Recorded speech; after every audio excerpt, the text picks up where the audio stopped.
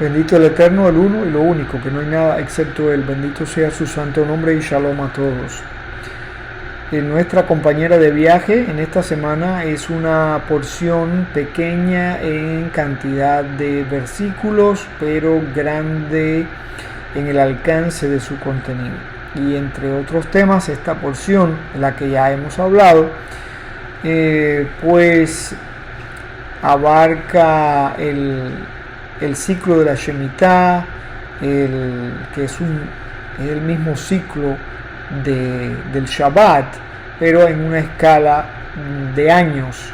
Habla también del jubileo, y todo esto en su conjunto es una expresión del proceso de la redención del ser humano y de los tiempos de Hashem, como todo este ciclo nos va llevando de la mano como individuos y como sociedad, si nos acogemos a ellos, obviamente.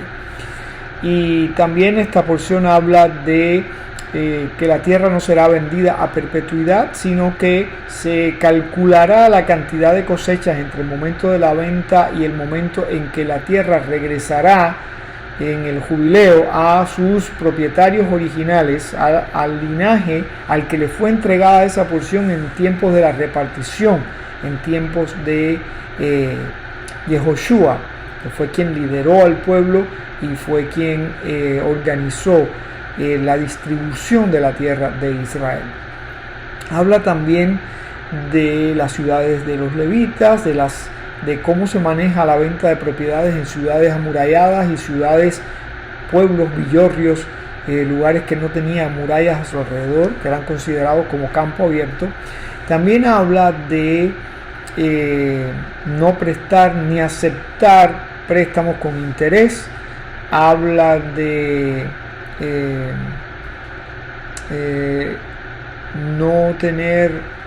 no construirse un enlosado donde reclinarse,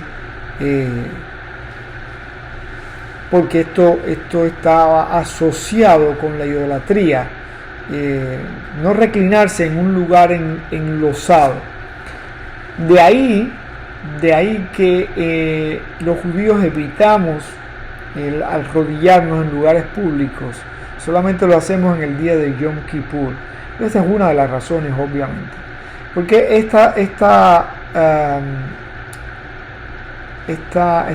acción de postrarse en un lugar enlosado está de cierta manera restringida por este texto de la Torá.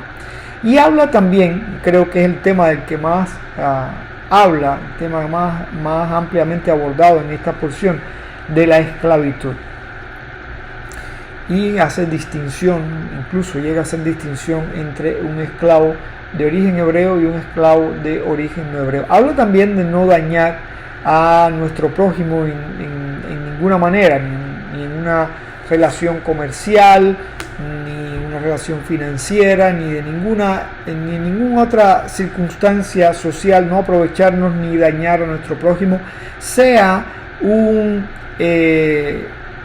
coterráneo, sea miembro del pueblo de Israel, o sea un extranjero, o sea un converso, etc.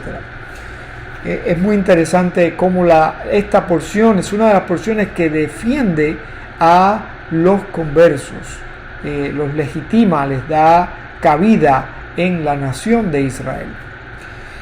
Además de esto, como dije, habla de la esclavitud, y es del tema que haré este comentario, Bezrat Hashem, para su gloria, su honra, y también para la redención y protección de nuestro pueblo y el beneficio espiritual de todos ustedes.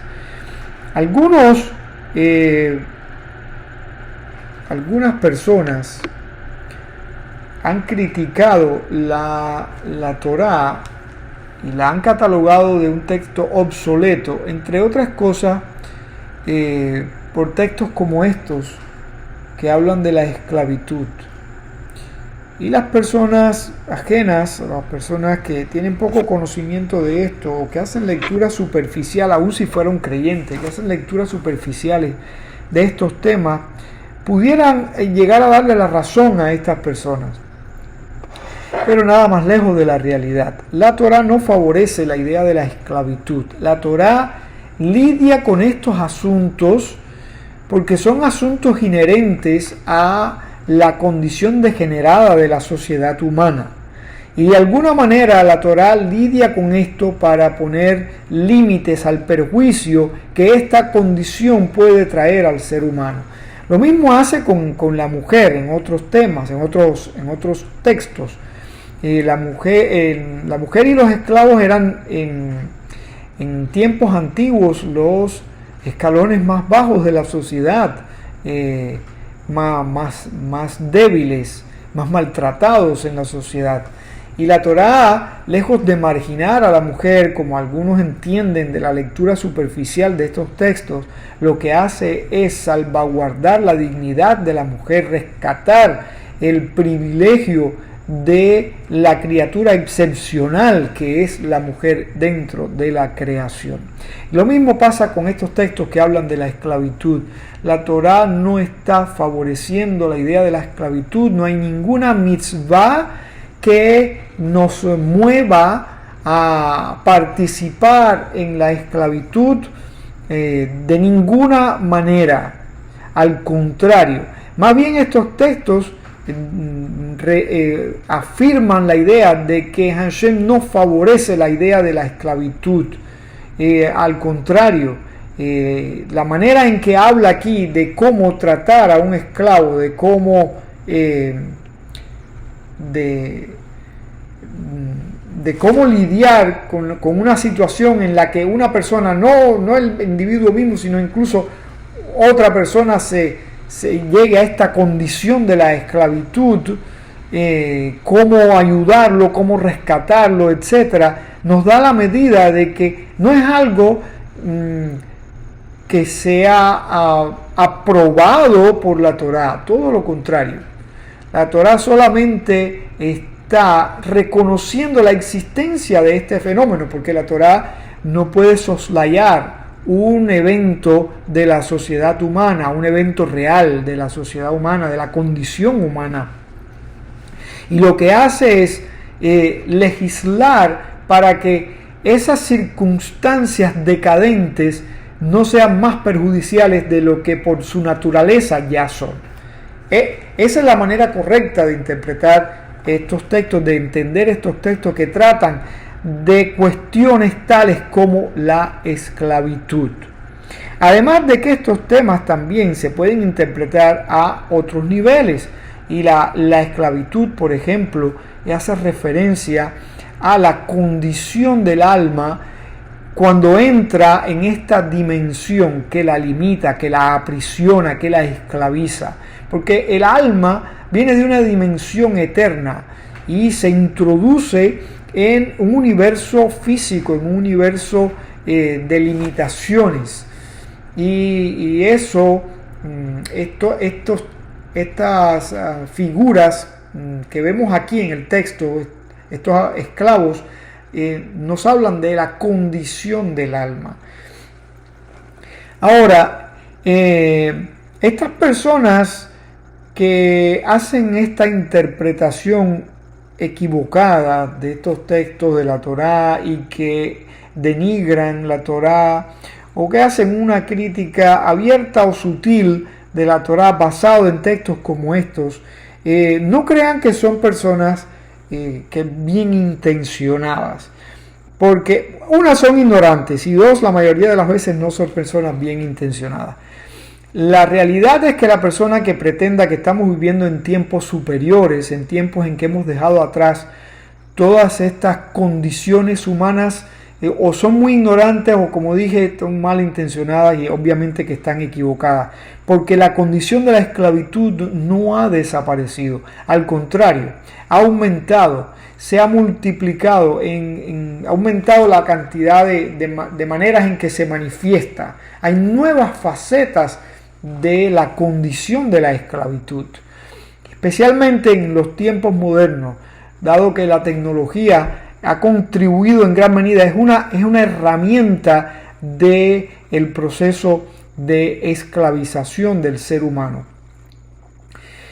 conjuntamente con el derrumbe de los límites establecidos por la Torá, los límites naturales de la humanidad. La condición de la esclavitud, repito, se ha incrementado, ha multiplicado sus formatos.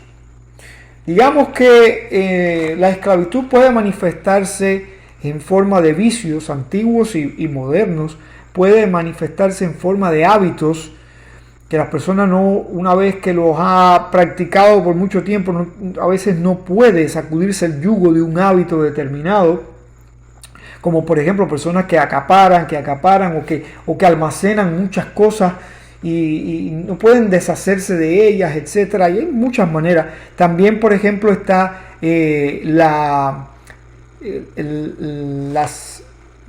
esclavitud financiera. Este es un mundo consumista donde la persona está constantemente motivada, impelida al consumo irracional, al consumo compulsivo. A veces, la mayoría de las veces, las personas compran cosas que no necesitan y se ven enredados en deudas, en situaciones financieras que los esclavizan. Estas son modalidades nuevas de la esclavitud. El fenómeno de la esclavitud, repito, solamente ha cambiado de disfraces y ha incrementado la cantidad de disfraces, pero sigue ahí. Y por eso tiene tanta vigencia estos textos de la Torá, que nos dan la llave para liberarnos, arrojan luz, nos indican el camino. Todo lo contrario, lejos de ser textos obsoletos, son textos que no han perdido para nada su vigencia, sino que se convierten en la llave de nuestra liberación, en la fuerza que obra nuestra redención, en todos los sentidos. También está la esclavitud emocional, la esclavitud informativa.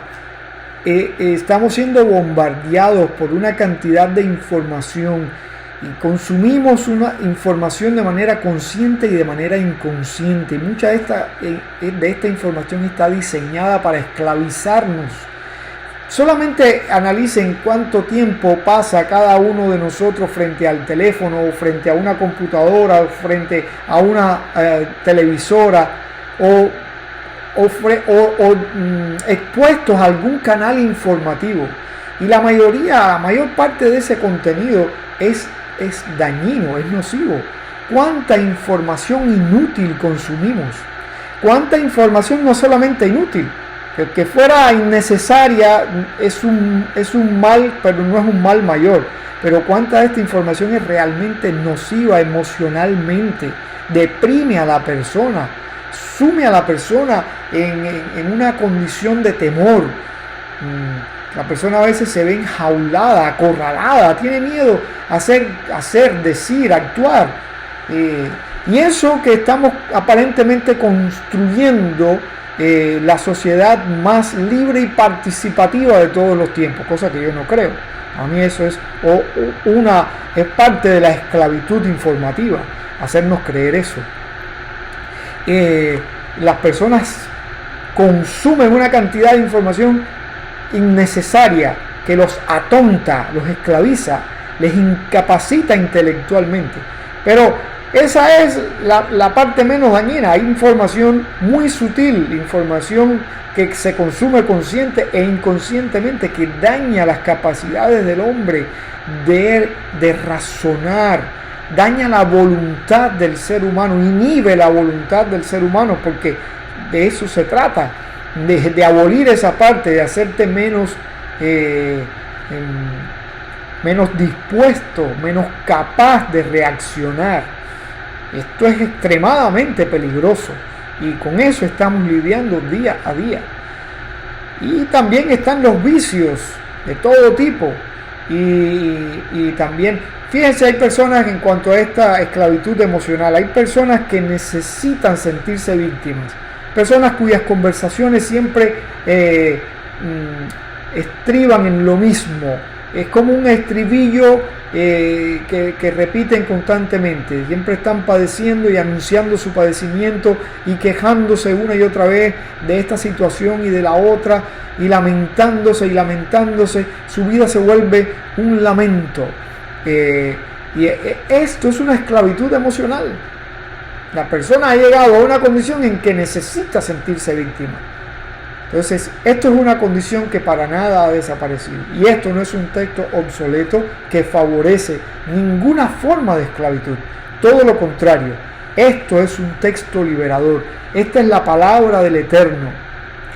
Viva y eficaz, la palabra del Eterno imperecedera, la palabra del Eterno que nos enseña a ser libres y a practicar la libertad de una manera justa, de una manera respetuosa, sin dañar a los demás, sin perjudicar a nadie. Nuestro trato con nadie, sea trato comercial, sea un simple trato social, sea el trato en un encuentro casual con una persona, en nuestras relaciones familiares, en nuestras relaciones laborales, en ninguna manera dañar a una persona. Eso es lo que nos enseñan estos textos.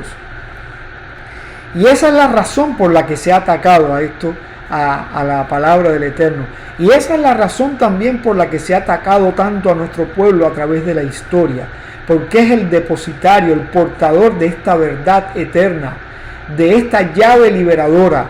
Y esa verdad, esa posición, esa verdad que ha atesorado nuestro pueblo, que está representada por nuestro pueblo, ha sido y es una verdad incómoda para todos los que pretenden perpetuar esta condición de la esclavitud, imponernos esta condición de la esclavitud, derribar los límites para hacernos más manipulables, para convertirnos en una masa fácil de amoldar y de ajustar a sus requerimientos. Justamente porque nuestro pueblo representa esa luz, esa verdad eterna, ha sido un pueblo perseguido, porque han sido muchos los que han pretendido dominar al mundo, han pretendido convertirse en dictadores mundiales. Y esa idea de una dictadura global no murió, nunca ha muerto. Y entonces esta verdad sigue siendo incómoda y se ataca de muchas maneras. Pero la verdad es que es un muro eterno, es una roca eterna contra la que se han estrellado y se estrellarán todos los que por mala intención o por ignorancia vayan en contra de ella. Esta es una de las grandes verdades de esta pequeña porción. Que sea de bendición para todos ustedes y que sea sobre todo para la honra y la gloria del uno y el único. Shalom.